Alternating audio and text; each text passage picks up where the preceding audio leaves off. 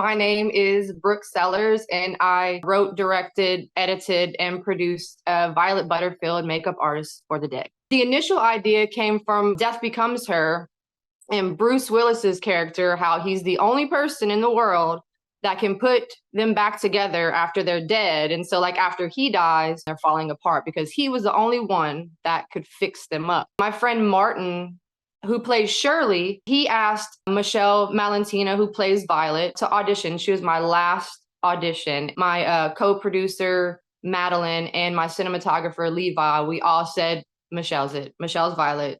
That's it. We didn't really have anywhere to shoot. So my friend offered his patio.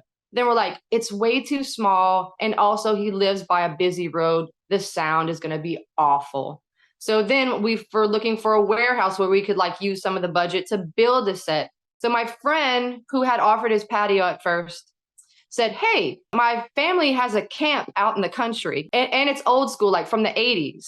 And I said, are you kidding me? Can we use it? And he said, yeah, y'all can use it. His dad owned it, so we didn't have to pay location money or anything. We got to go set up early and go do rehearsals there. And it wasn't too hot because it was in March, especially in Louisiana. And then, it gets really hot down here and humid.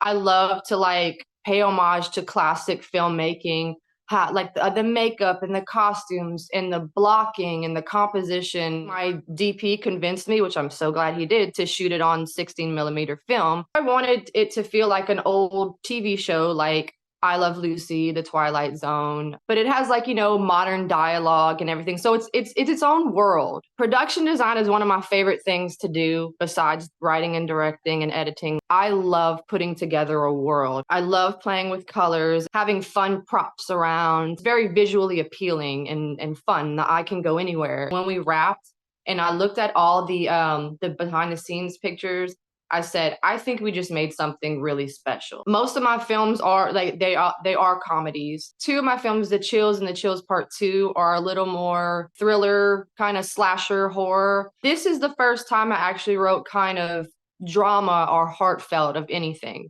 I didn't know until like doing probably the 100th draft of the script that it just something came out and like it was something like part of my story and part of like people around me that I love story just kind of went into the film.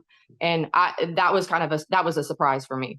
I always wanted to make horror movies since I was a kid, but it was a pipe dream when I would ask myself, what is it that you really want to do? I want to be a horror director. Okay, you can't do that, so what's the next best thing? So I went back to college. I started school when I was 35. I was going to go for art education, actually. Found out they had a film degree.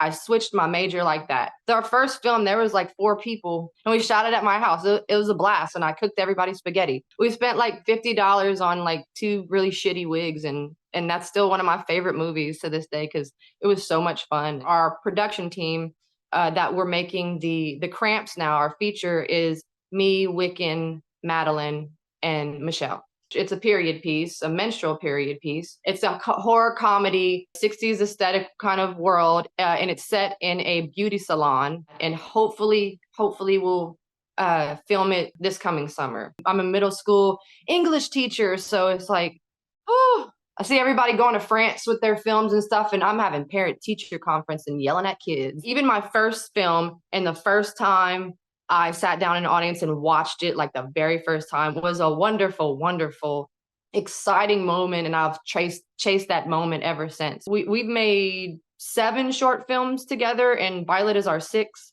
And like this one is completely different. Violet, Michelle, we just went to Houston Horror Fest a few weeks ago and sat together in the audience, and like she's like, I started tearing up. I was like, because she felt the audience's reaction.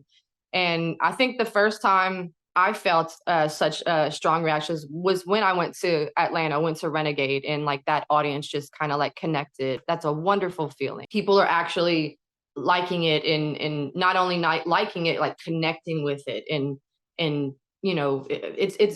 it's better received than I could ever imagine. It's a big dream come true. Like it feels surreal.